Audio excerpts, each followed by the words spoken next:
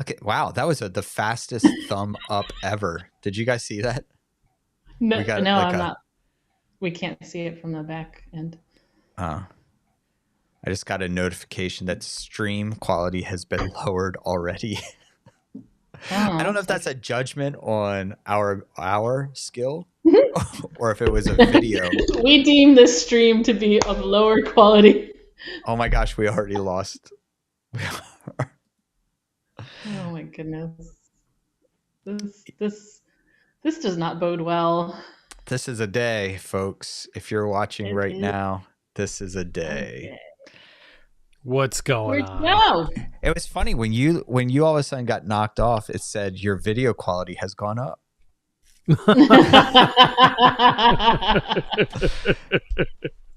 I don't know what that was about. Yeah, I could have a guess. So, is it spring in Boston yet? No. I mean, it was about 47 today. Not bad. All right. How about you? That's about what it was here. I think it was close to that. Yeah. Yeah. Okay. We're getting there. March is not a month that I get optimistic about. I feel more optimistic about March than April. Really? Yeah, I feel like March, like I'll take anything at that point because February is such a dick that March I'll take anything. Fair. And then April is just filled with disappointment and sadness. It's just rain. It's rain and then cold. I had got my hopes up because March was better than February, which granted is a very low bar in Toledo. You can't do that. You can't get your hopes up. I'm learning that. 20-some years of marriage has demonstrated to me not to get my hopes up. Oof. Wow. Speaking of that, tomorrow is Tana's birthday. No way. Yeah, 21. Yep. Gonna be able to drink starting tomorrow. Yeah, Happy birthday, Tana. Thank you. Tana, tell us the road trip you're doing tomorrow. Oh, I haven't. I was so mad. I didn't get a chance to finish planning it out yet. But where are you off to? Well, it's not like a road trip per se. It's just that I collect all the freebies I can from birthday clubs. So, I'm picking up. Yeah. So there's like my hair salon does a free birthday gift, and Starbucks gives you a free drink, and that's right. Like other places just give like, oh, you have $20 off your order, but your order like only has to be $20, so you can like go in and basically buy something. Nice. You know what I mean? Nice. So there's like a couple stores for that. Yeah. So I haven't gotten a chance to go through all my emailed birthday coupons and figure that out yet. Yeah. But okay. It's at least going to include Starbucks and Lane Bryant. That's fun. Yes. And don't forget, our son just started a job. And so she's definitely going to go to the coffee shop that he's now a barista at to nice. Pester Get a free coffee. Yeah, nice. Yeah, so I have to go visit him at work because it is the time-honored tradition in my family. And to pester people at their job. He has yet to show up at my part-time job. Oh, damn it. Oh, we only have the one car. I don't work that far from home. Yeah. No. Okay. Are you right where you work right now? No. No, I actually work probably the furthest from home I've worked probably ever. Really? Yeah, it's like 15 miles. I have never worked very far from my home. No, I know. That is far though. 15 miles? Right. There you go. I like the way Poker you think. Steve. Who needs to give birthday gifts to a woman that's racked up piles and piles of birthday clubs for free stuff? That's right. Preach. Right. That's Don's philosophy right there.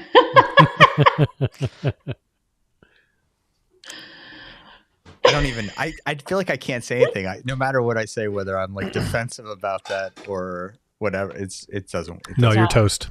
I think the highlight of my day will be visiting Malcolm at work though, because I feel like I owe it to my mother to do that. Like, because she always came to every job I ever had, no matter how far it was from her house. Well, I mean, with exception, she didn't come out to Toledo when, but. All right. Well, we're going to get started. Thank you everyone for being here. Thanks for joining us, and join us in celebrating Tana, as her birthday is tomorrow.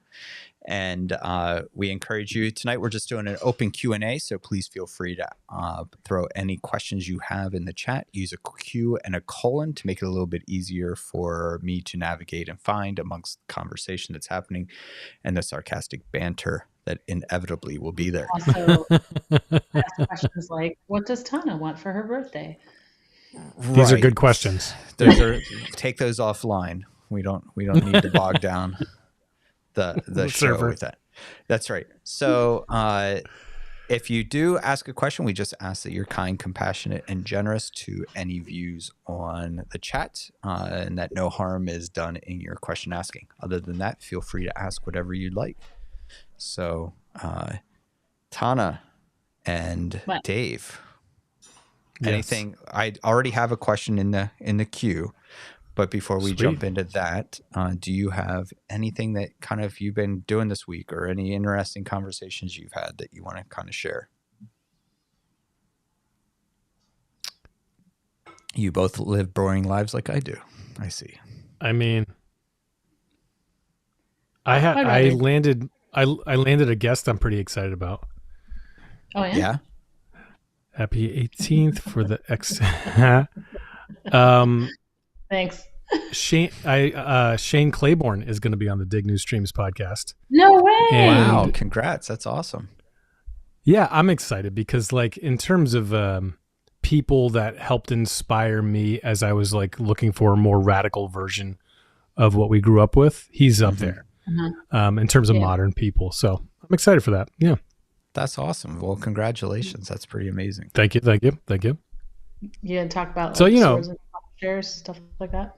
We're probably going to talk about basketball, football, your birthday, just the important things. Sports ball stuff. We have met, but I'm quite sure he doesn't remember me. Yeah. I met him as well at Toledo Mennonite, I believe. Yeah. Oh, okay.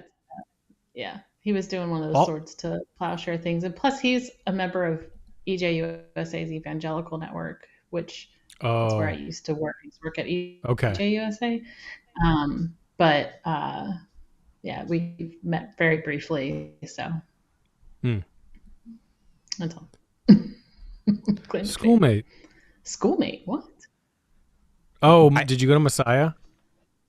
It's so funny when Poker Stiff says schoolmate. I haven't heard the term schoolmate, so I'm like picturing like, the old school lunch pails on a rope that the kids had over their back, and they're walking and their books are in like a rope binder. And there's like predators, and not humans, but like actual animals that might eat them out of the woods. Yeah, that's kind of how I was pictured. Like, I think that's pretty accurate.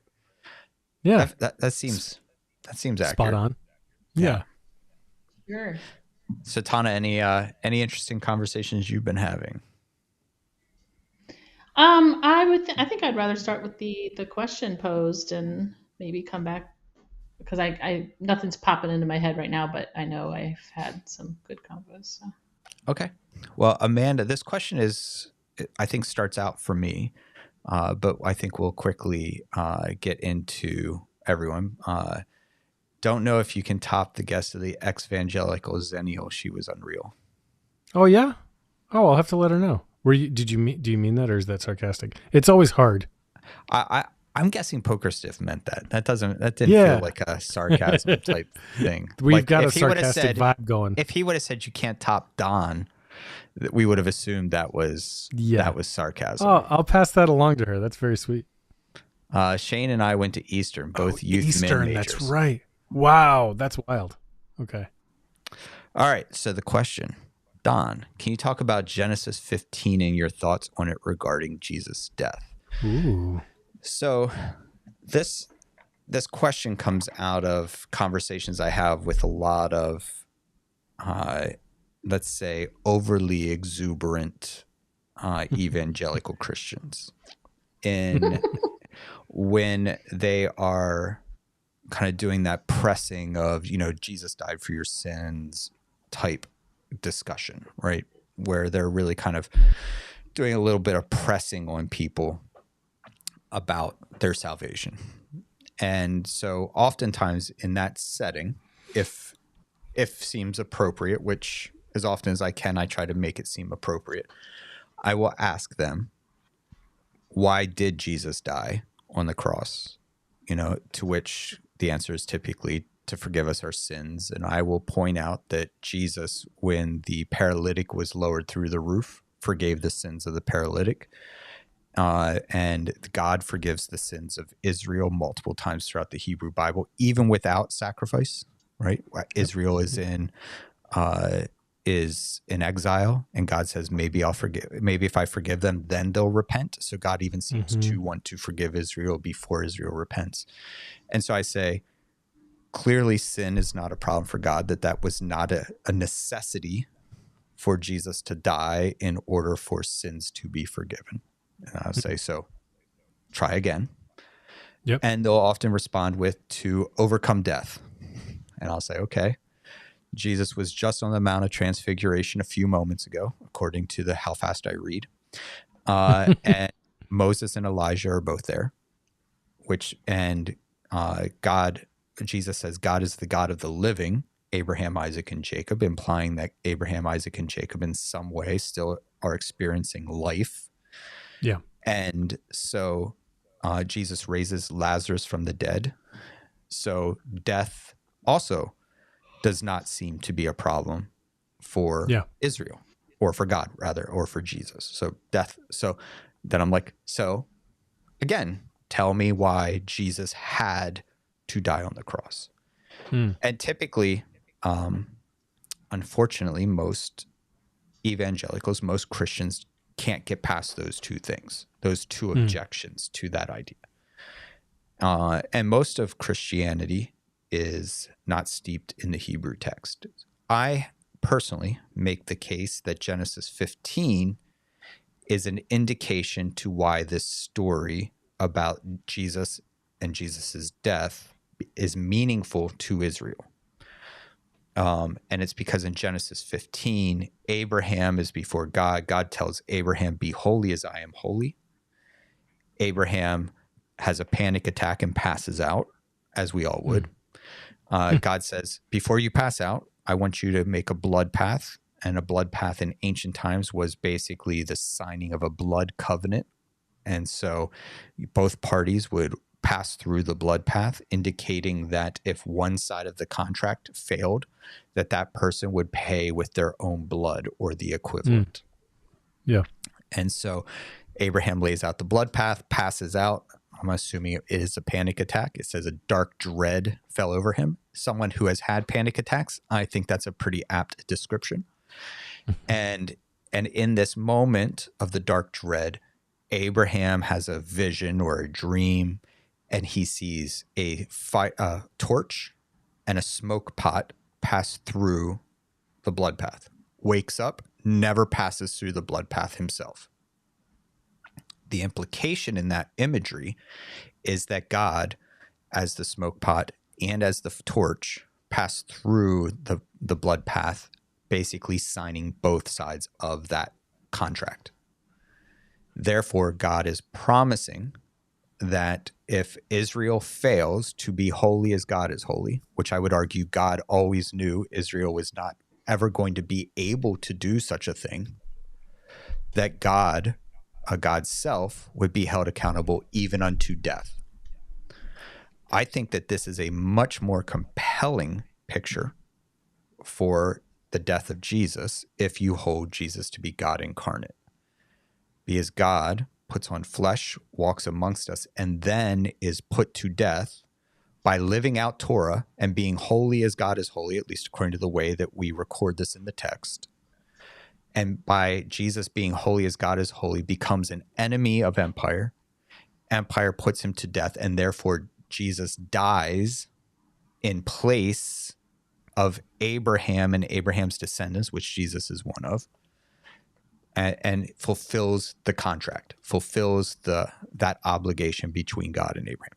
Now, I personally find this as a way more compelling argument than God is angry and crushes Jesus and puts Jesus to death. I find this way more compelling than somehow our sins, however small, minute, or meaningless they are, that Jesus has to be nailed to the cross, and I have to go up and imagine in some way I am the reason Jesus is nailed to the cross, specifically Don, because I happen to watch an inappropriate television show. And so that is kind of the background to the question about Genesis 15. So and I'm not asking anyone to agree, disagree. I mean, you're welcome to either of those. But what has your experience been with this need for Jesus's death to be punishment? And I would argue this picture of it is instead, God knew it would never be possible for Israel to do that, and God was always willing to take the place of Israel. And I would also argue Jesus's death was for Israel, not for Gentiles, which gets me in trouble. Because it was his faithfulness that was for Gentiles. It was his death that was for Israel. So thoughts, questions. And Amanda, please feel free to do any follow-up.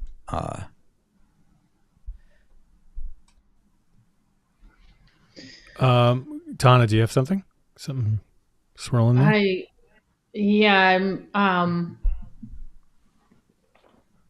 I'm having trouble articulating, so if you have something, go. No. Go for it. So I'm actually curious about the last thing you said, Don, where you said did you say the death was for Israel, and faithfulness is for Gentiles? Well, the faithfulness, the way that Jesus lived, brought about safety for all people. His death, in some way, I think it's metaphorical. I don't think that it was required. I don't think it was a prerequisite like a lot of people hold. I think that Paul, seeing the death of Jesus and imagining Jesus to be Messiah, took the history of Israel and said, this is the outcome, and saw something poetic in it to kind of continue the story of Israel, to which then we made doctrinal. And I think that that's a huge thing that happens often in the New Testament, is a lot of the things that the gospel writers or Paul or any of the epistle writers are doing is seeing the history of Israel and Torah and the Tanakh and saying, I can see similarities in the life of Jesus, and they then connect them metaphorically, and we then take them literally. And I'm not sure that Jesus's death literally is because of Genesis 15. I am positive it's not literally because Don did something inappropriate and he needed to be killed for that. I do like that reason though. That that you did something wrong or that Don did something wrong? That Don did, yeah. Oh, okay. It is, this kind of brings me to something that really super creeps me out about Christianity, which is the blood imagery, which to people outside of Christianity they're like, what? Like if we saw this in any other religion, the way people talk about like the blood of Jesus and being covered in the blood and all that, like it would feel like a cult to us, and that kind of imagery of like, if we make the crucifixion doctrinal and we're like, yes, this is exactly how it was set up and it had to happen, then you almost have to take it to this like, oh, the blood is sacred, blah, blah, blah, blah, blah. And that has always, that has always kind of disturbed me. Any thoughts, Dave? Yeah, I mean, I think it's no secret that evangelical theology has turned Jesus's death into like a really weird, like free for all kind of just whatever you think for like, it's really just about your individual thing, like that whole deal. What you describe is what I, at one point or another, would have said was what the atonement was about. Not believing necessarily in the divinity of Jesus anymore. Like that's not something I think about, but what you said, the way you describe it, if you do believe in that, to me, that's the most cohesive, the most consistent with the Hebrew Bible. I would also say, theologically speaking, I would agree that his death would have been more in line with what Israel would have been for Israel, and then the Holy Spirit being poured out would have been for the Gentiles to be welcomed into, like that whole Pentecost moment would have been like, okay, now this is a different situation happening. In terms of the atonement, I link it with Israel as well. Yeah. Yeah. So, thanks to Don, I think, because I think it probably was around. This is one of the first conversations you and I might have had, so it might have been thanks to you that I thought that way. Mm. All right, so Amanda does have a follow-up question, also known as a fuck question, or fook. I'm not sure how to pronounce that. How is that different than penal substitution atonement? Oh yeah. So first of all, so listeners have an understanding of penal substitution theory. It's the idea that God is not willing or even able to forgive sin without first requiring some kind of satisfaction for it. All right, like that something is not paid. Yeah. To me, this is not that. And it's because it was a contract, it was an agreement. So in the same way that if a mortgage or something was signed by the bank on both sides, both the person that pays and the person that owes, or the person that owes and the person that lends, that it's the bank taking care of the payment then is not penal substitutionary, right? It's not a penalty for you not doing it, right? So I would argue that this instead is kind of like agreements we make with children, where we say, hey, I need you to do this. If you don't do this, there's consequences. And when it fails to happen, because you as a parent or you as a caregiver or you as a babysitter, whatever, when the opportunity is given to the child to do something, you know that the child really doesn't have the ability to do what they're being asked to do. And so you're never also going to hold them ultimately accountable. Instead, you'll clean up the mess that they make trying to make dinner. We wouldn't call that, if a child's like, hey, I want to make dinner, and you're like, sure, go ahead. And this is probably a terrible metaphor because it's such a drastic difference in weight. But knowing that you as the parent are going to have to clean up the mess, even though the child has agreed that they'll clean up the mess if it goes bad, isn't penal substitution. It's kindness. It's actually like mercy. It's giving them the chance to try, even though you know that they're not going to be capable of it. And knowing that afterwards, even though you said, but if this turns out to be a mess, you're going to clean it up, that you also know you're going to be on the floor cleaning it up. So to me, I don't relate these two things at all. No. I might be wrong, but I know penal substitution is first kind of played out with Augustine, but doesn't really catch steam until much later. And Calvin sort of is a big, articulator of that theory, and he's got the whole system built out into, he didn't do this, but the tulip thing. And that starts with humans, like it's total depravity. So it's us. We're the problem, right?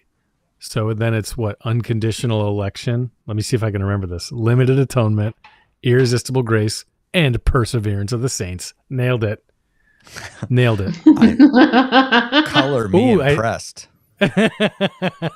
But necessarily within that system is it's a logical system. It has to, all of the pieces have to fit together to work. And penal substitution is part of that. It's like the atonement is a punishment for us, for Don, for watching that bad show. Yeah. And I want to say that this picture of Jesus dying on the cross, I genuinely do not believe it was orchestrated by God. Right? I think a case could be made that Tana's looking for a lightning strike. Yep. I think a case could be made that so let's hold it as true that there is a God, and that God is the God Yahweh of the Tanakh, of the Hebrew Bible, who is about justice, who is about the marginalized, who is about redistribution of wealth, who is about all the things that cause empire sleepless nights. I think it is pretty obvious that if any one person in Israel were to live out these concepts, and I would argue even to this day, whether you're religious or not, I believe that the heart of justice, compassion, and mercy that exists in Torah, not in the way evangelicalism teaches it, but in the way that maybe traditionally rabbinic ideals have been about liberation theology has expressed it, that it's inherent you will become an enemy of the state. Yeah. Now, to what level depends on your influence.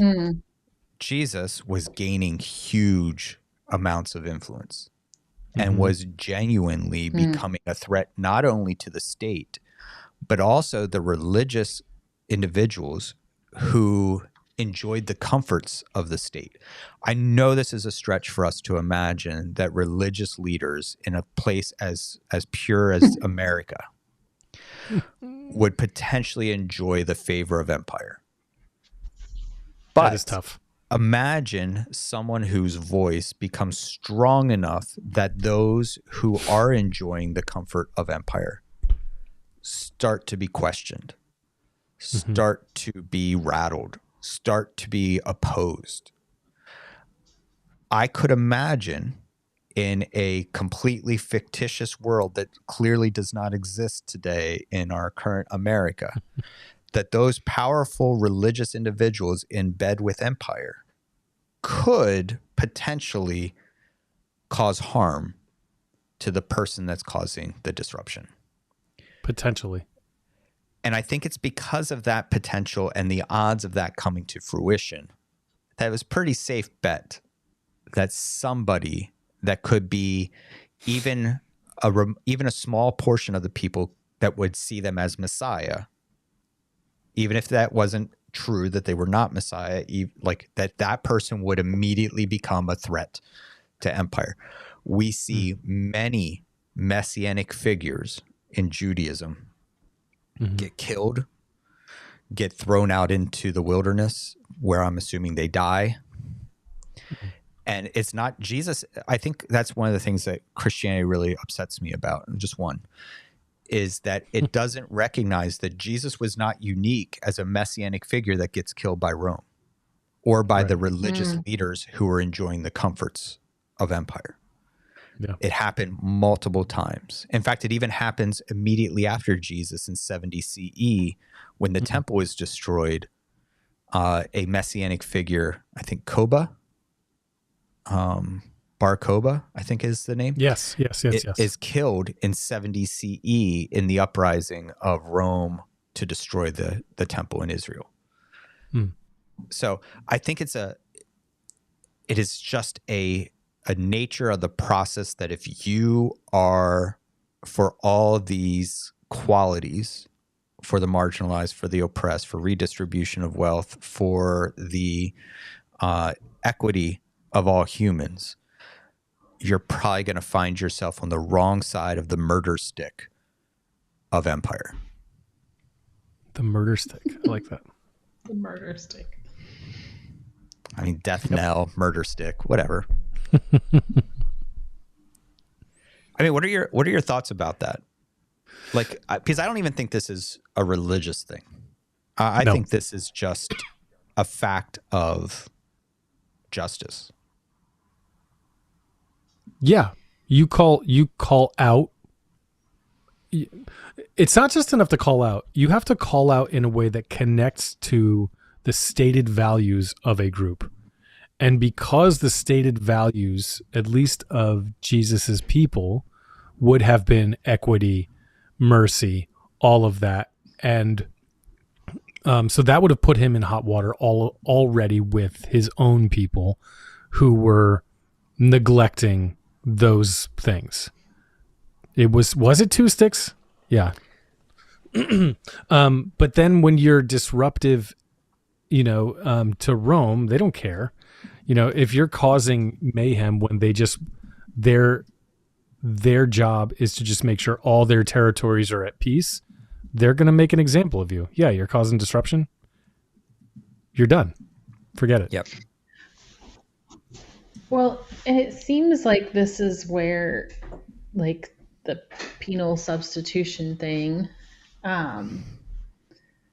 if I'm following all of this correctly, becomes actually really important for empire. Because if you have the idea, even coming from the most used religious book of that vicinity, that something requires punishment, then you get religious people who are supposed to be focused on that was a justice, mercy, and compassion. Great. YouTube's gonna tear us down. Who are supposed to be focused on justice, mercy, and compassion. And you get them going, yeah, punishment. That's what we need. We need punishment. And then we end up with, like, where we are now, for example, in America, where our entire concept of justice, we call it a justice system, but it is so focused on punishment. And of course, that punishment is meted out inequitably. So, and the only way you can get people to agree with that, I think, well, the best way to get people to agree with that is to say, this is what God would want. Yeah. It's interesting to me, Dave, and Tana, I think I talked to you a little bit about this book, so I don't think you've read it. Dave, have you ever read anything by Christine Hayes? I'm not sure.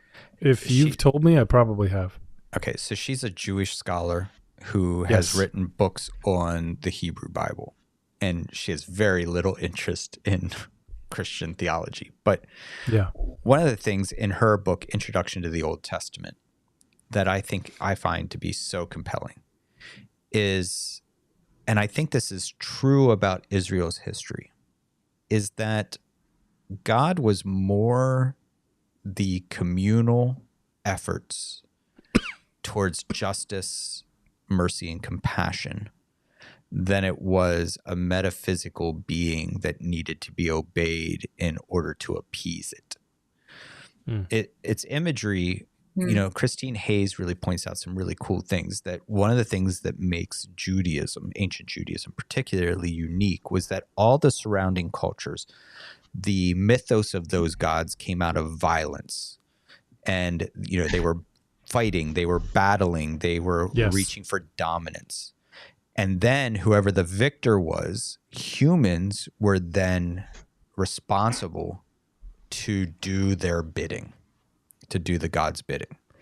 And were responsible to keep those gods happy or titillated in order to in order to get rain, or in order to be able to continue to have children, etc. And she makes the argument that Israel, their view of God was that God, first of all, Israel has no interest in telling you the origin story of God, which makes it 100% unique in ancient culture. Yeah. We don't have a mythos of Yahweh. There is none. It was just in the beginning God. no story of how God came to be. All the other gods of ancient times have a mythos of how they came to be. And that this God created everything and then said to the people, now you bring about these things in the world. Yeah. As opposed to the other gods who were like, if you do good things for us, we'll do these things in the world for you. Mm-hmm. And I think this is really, really compelling to me as a person of faith as I'm trying to understand exactly what it is I believe. It's that it has less to do with defining an extraterrestrial. It has little to do with understanding a metaphysical being. Yes. And it has more to do with the fact that this ancient book telling the story of a small people who came up against belly to belly with some of the most powerful empires in the world, somehow prevailed even when those empires fell. Yeah. And they did it through a constant, though they failed multiple times, but they did it through a constant pursuit of justice, mercy, and compassion. Not a constant pursuit of God, a constant pursuit of justice, right? And it seems like when the prophets come to them, the prophets are like, stop crying out to God. I know you're in exile, but make gardens and build relationships and be the welfare of the city. Stop sitting here crying out to God and do something. Yeah. And this is so counter to religions throughout history, which then breaks my heart because evangelicalism, and I would argue just Protestantism and Christianity in general, as more and more Gentiles brought their mythoses into the storytelling of Christianity, it became very similar to the mythoses of Greek and Roman gods, where it was so vastly different prior to that. And it was so much in the past. It was so much more about stop asking God and do something. Like God says, I didn't want your perfect sacrifices. I wanted your heart. And in ancient times, heart was your efforts, the things that you do, you know? Yeah. And God's like, sacrifices was not the point of this. The point of this was mercy, compassion, and justice. And I just find that to be way more compelling than this altar call mentality, this professing the right doctrinal concepts.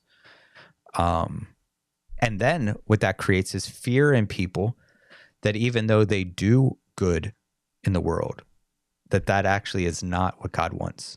In fact, I think the only time Abraham Heschel ever badmouthed a Christian that I read is in his book, God in Search of Man. He says, Christianity is the only faith that will condemn good works. And I mean, you can't argue, right? Because they're like works, what is it without faith? Filthy. Right? So. Yeah. Yeah. But you can't dominate the world with what you just said. I mean, you certainly cannot sit atop it alone. You can't colonize. You can't do any of the things that have been done in the name of the Christian God. So that that's what I mean by sitting atop it alone. Yeah. I think if all of Christendom, even for a month, fought for justice, mercy, compassion, and equity, it would sit atop the world. Then someone would figure out how to take that further and then sit atop alone. Does that make sense? Yeah. People are always going to use what you're calling like the mythos of something to prove why they can dominate. Yes. What's Poker Stiff saying?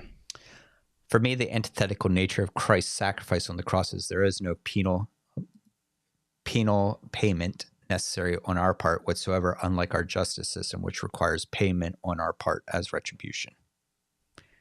Yeah, this is Tana worked with an organization that did a lot of work in restorative justice, which again is also, to me, way more compelling of a way to think about God and faith than retributive type thinking. Yep, for sure. it's interesting because people will point to an eye for an eye, a tooth for a tooth as retributive justice. And it isn't the way the rabbis interpret it.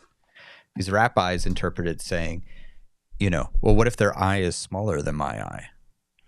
or what if their eye has better vision than my eye, or my eye that you took has better vision than theirs? Like, it's not equitable. So it's not equitable. And so instead they said, so this clearly is not about literally an eye for an eye or a tooth for a tooth, because their tooth might have decay and mine might be perfect. Yeah. Instead, it's about fair compensation. Yeah. And it restores the person back to what they had prior to the violent act or prior to the criminal act. It restores them. And in much of Judaism, that restoration also requires a portion above and beyond the cost. Like, I think it's like 10 or 15% more, because you have to also compensate for lost time and energy and grief. And it's much more restored. It's about restoring the person back to their prior situation than it is about retributive. That's good. Tana, do you have anything that you'd be willing to share about kind of that difference between restorative versus retributive?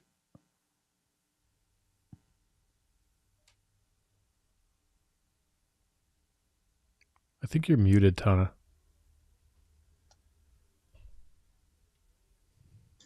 Sorry, I muted myself earlier and put the camera down because the cat was throwing herself at my door, so I went and let her in.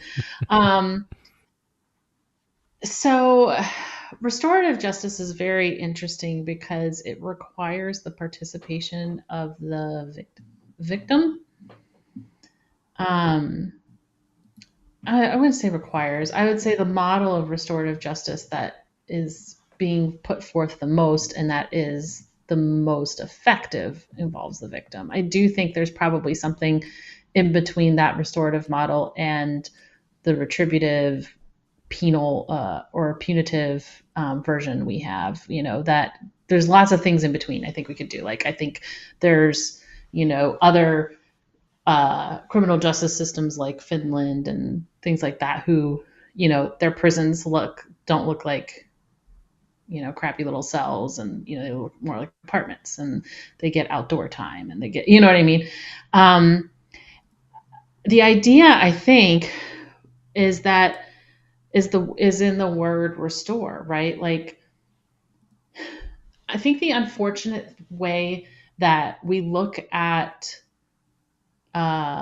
criminality in the United States, but we aren't 100% conscious that this is what we're doing, is that we think that any crime that deserves prison time therefore should ruin that person's life for the rest of their life. Like, and the punishment does not fit the crime, because somebody goes into jail, they have limited options there. They're charged for them to call their family members, or their family members to call them, like, ridiculous amounts of money per minute. They have to, pay for all these commissary things, and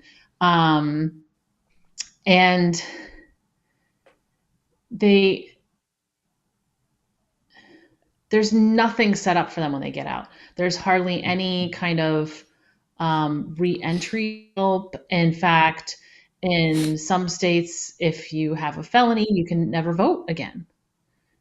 All your rights are taken away, and then there's companies that won't hire you, and there's all kinds of things. And then in some states, Ohio is one, yay us, somebody who has been to prison, cannot receive victims' compensation if they become a victim of a crime, because they're not seen as like an innocent victim. They're probably more likely they have committed a crime, and therefore they are. Exactly. And I just don't think that we think about that. I don't think there's this thing where it's like, well, that person's a criminal. Okay, so this person got arrested for, say, dealing drugs. That means the whole rest of their life should be ruined. I just, it doesn't make any sense. And they're like, well, don't do the crime if you can't do the time. Well, what if the time is not, these people who are like, oh, I'm so washed in the blood and I'm forgiven because of Jesus and blah, blah, yay, are also like, F you criminals. The rest of your life is crap. I don't care. Yeah. So. All right. Sorry. No, I don't have, I'm frustrated. All right. Well, we'll let your frustration subside as we go through the next few questions. So the next question is, if you're Torah conscious, which is a term I often use, might need to define that, and try to follow dietary laws, can you have a cheeseburger? Here's the one thing I would say about... No, she said, can you has cheeseburger? Yes, you can look at those memes all you want. No, I think that, first of all, Torah is a Jewish thing. As a non-Jewish individual, I would say I'm Torah conscious. And the reason I say Torah conscious is because I don't think that the laws of Torah are arbitrary. If there is indeed a God that said, here's the way I want you to live, I don't think that God was just like, let's come up with like 4 animals that you can't eat, and just randomly picked 4 animals. Or that God said, let's say corners of the field instead of, something more specific, right? I think that they're not arbitrary, that there's something of meaning and value there. For myself, as someone who has found great value in many of these commands of Torah, particularly the ones that are bent towards justice, mercy, and compassion, I will often say, even though I don't understand, and maybe there isn't any modern reason for some of these commands today, that maybe they were meaningful. Like I could imagine pork would have been potentially very dangerous in ancient times if you didn't cook it properly. It could have just been as simple as that pork has salmonella. I don't know about you guys, but when I was little, they were still running ads at Easter time about properly cooking your Easter ham so you didn't die of salmonella. Wow. I think that, so for me... What were the 40s like? Rough. They were rough. But I think for me, when I think about being Torah conscious, it's not about getting the rules right. Instead, it's about being almost playful and experimenting with them and trying to understand what they are in actuality, as opposed to just intellectually. And so, for instance, I don't eat pork. And it's not because I think that if I had a ham sandwich, Jesus would backhand me. It's because I imagine that in some way, practicing even my faith when determining what I eat, practicing or thinking about justice, mercy, and compassion, even when I'm at the grocery store, is very powerful and could be very meaningful, and not something that I was ever introduced to in Protestantism prior. And so that's for me where I think the value of Torah consciousness. I don't think it has to do with sin. I don't think it has to do with what God makes God happy or not happy. If so, God is clearly too emotional, and he needs to seek out Myers. What's her first name? What's Myers' first name? Oh my gosh, what is the woman's name? Joyce Myers. Yeah, he needs to seek out Joyce Myers' help, because she can teach him how to not be so emotional. Or Brene Brown. Yes, well, Brene Brown will teach him how to be more emotional. That's true. So I don't know if that was completely helpful, Amanda, but that's kind of my view. Do you guys have any thoughts about Torah consciousness? I might be the only one that really that's like kind of a thing for me. Yep. Tana, any thoughts? All right. Next question. Don, you had earlier mentioned wealth redistribution being part of the faith. Could you elaborate on that? All right. Anyone want to take a stab at why wealth redistribution, or what that would even look like in faith? Well, there are commands for it in Torah.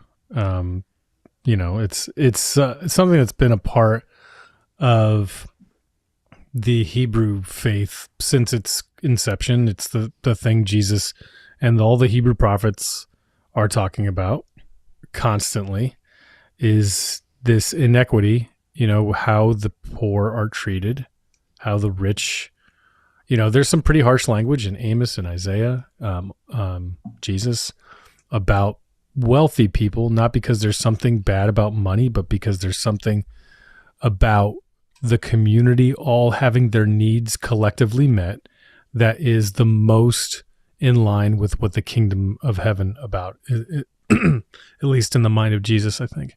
But I think his mind, as Don said, is shaped so intimately by Torah and the Hebrew prophets that, it is essentially about, are we all thriving, or are some of us doing really great and others not? It's about, that from my perspective.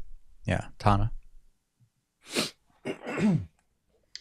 I was just thinking about, I'm going to try and make sure I get the right couple name here. Ananias and Sapphira. Mm-hmm. Yeah, in Acts, yeah. Were they the ones that they weren't being truthful about their money? Yeah, you're just introducing a complicated passage. Jeez. Yes, I know. They were not being, but my being point about their by money bringing and that died for it. Yes. Right. And my point being with that is that there's way more, I think, verses that point to maybe like quite the opposite of capitalism than, capitalism. Yeah. For me, I think it's as simple as I think wealth redistribution has been turned into a political football, right? Yeah. And wealth redistribution is just as simple as Jesus saying in Matthew 25, I was hungry and you gave me something to eat. That meant that one person had something, another person did not, and they redistributed what they had to ensure that another person's needs were met. The Bible and the faithful in the first century were dependent upon each other doing that for one another, because Rome was not going to do it for you. Mm-hmm. And so it was dependent, the survival of Israel, the survival of the Jewish people in first century and earlier, and many centuries after, were dependent upon people that had extra, taking that extra and making sure that the people that had not enough had enough to meet their means. It's interesting to me because I think we tend to think about redistribution of wealth only in monetary terms.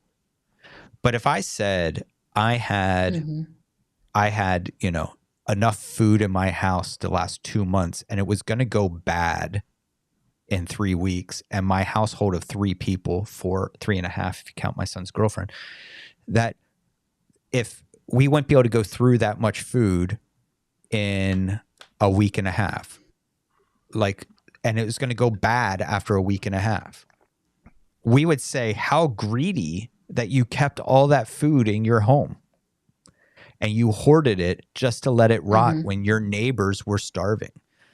I don't think many people would look upon that person favorably. But since we are no longer agrarian, we are no longer a barter system. Instead, we use dollars. Right. We don't see that as greedy to have more money saved up in our house than we could spend. And we just say, well, that's your wealth. You get to keep that. Right. And I think that in ancient times, it wouldn't have been dollar bills under the mattress. It would have been food in the field. It would have been, it would have been other means. So I think for us, it's really hard to think about wealth redistribution because we've associated specifically with a savings account, which does not rot. Jesus talks about the guy who's like, I have a warehouse. I have these houses of food stored up, storehouses filled. And Jesus is like, well, what good is that going to do for you when you die? And he's talking to this person about wealth redistribution. Well, I think we also make the mistake of,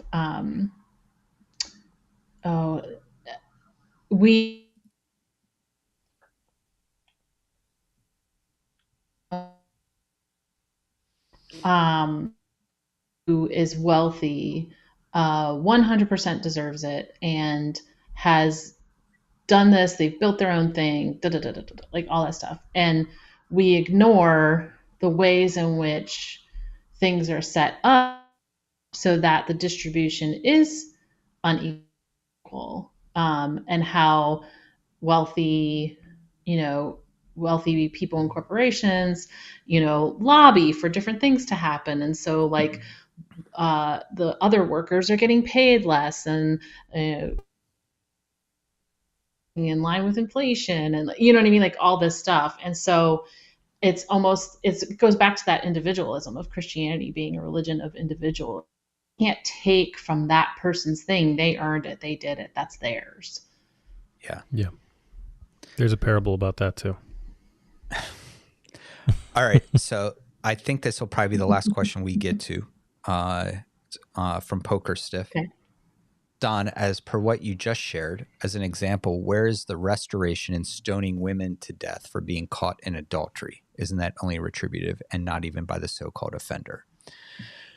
So I think we have some complications in the way that we read the text, because we'll read the text assuming, because of the way we've been taught about how it's inerrant or that it's forever, that we don't read it in its setting. And so let me share briefly a little bit. I love that Tana's screen was frozen in mid-yawn. That was wonderful. But the argument is that adultery in a community that depends on each other is so destructive, it brings about death.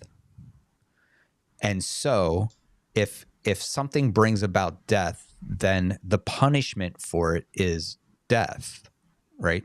And this picture is, so with the woman caught in adultery, for instance, the reason she doesn't get stoned is because Jesus is like, the dude's supposed to be here too. Like the law and Torah meant that both people were stoned.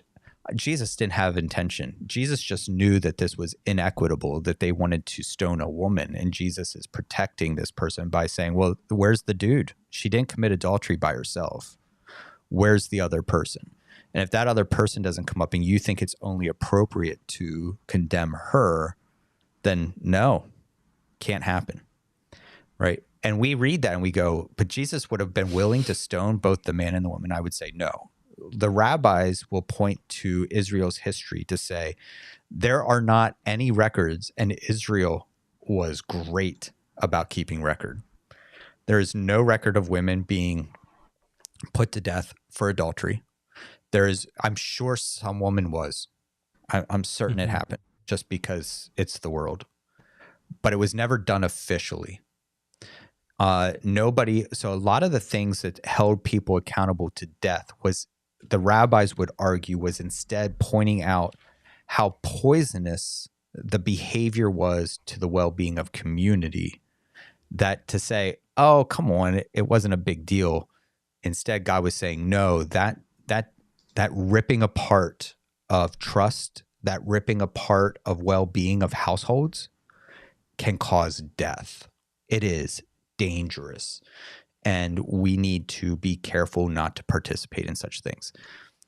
I think modern Christianity, when you say that we want so badly to hate the laws of the Old Testament, that we won't give it that room to be about that, even though that by the time of Jesus, that was absolutely the way those were interpreted. But we really want the laws of the Old Testament to be an angry God that had a grudge against anyone that did anything remotely bad. And I'm not saying, Poker Stiff, you have that. I'm saying because that's how it then gets taught, instead of this more compassionate thing. Like, for instance, the woman caught in adultery, it says, bring her to, or she becomes pregnant and you don't believe it's your child, bring her to the temple, and she'll have to, the priest writes out a curse. The curse is then scraped off into some water. She has to drink this. And if her womb falls out on the floor, then she's guilty. And we go, that's horrible. What, the dude doesn't have anything. He can just bring anytime the woman gets, pregnant, or he's accusing her, he can bring her. But the thing we miss is that in the curse written by the priest is God's name. And God's name gets struck out twice. there are not many people in Israel's history, particularly the more ancient you go, that would have been willing to strike out the name of God on a whim. And for us, we erase it all the time. We say God constantly. So we don't put any value in that. But ancient Israel would have never imagined being willing to write out God's name twice, erase it to accuse a woman just for the heck of it. And so basically what that did, and then you'd have to bring it to the temple. And what that did was eliminated men from accusing women of this type of behavior, and it ended up protecting women greatly. But again, and I'm barely touching the surface of this iceberg of cultural context and understanding. I will just tell you there are difficult passages in the Bible that make me cause sleepless nights for me. That is not one of them. Because I find that the history of Israel, the history of rabbis interpreting those things has been consistent prior to Jesus, that it was actually defense of women. There are some asshole rabbis, just like there's asshole pastors. Any thoughts, anybody else? No. Amanda corrected Tana. It's actually Adidas and Sephora.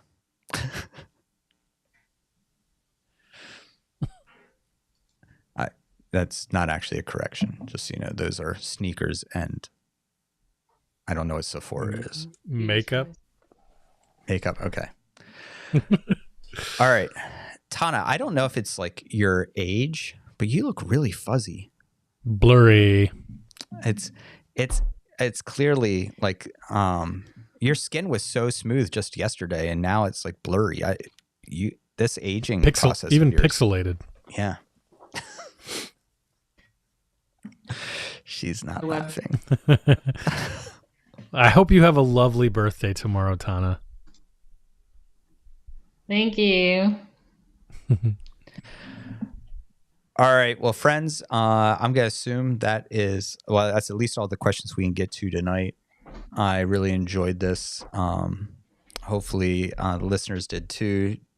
David and Tana, thank you. I called you David. I don't know if I've ever called you David before. No, but I like it. That was nice. Yeah. Oh, it's just me. It's just what I'm drinking. Tana's actually in 1080p right now. It's just that I've had a little. No, she looks blurry to me too. We saw you drinking, Dave. Yeah, that's true. Yeah. So, all right. Well, friends, I appreciate you guys. I hope you all have a beautiful evening. And this Thursday, Matt Nightingale is going to be on Thursday night for an interview with Tana and I. I'm looking forward to it. I hope you can join us for that. It should be a wonderful conversation. So, and check out Dave's interview coming up with Shane Claiborne, which is pretty awesome. Yeah, thanks. So awesome. All right, friends, be well.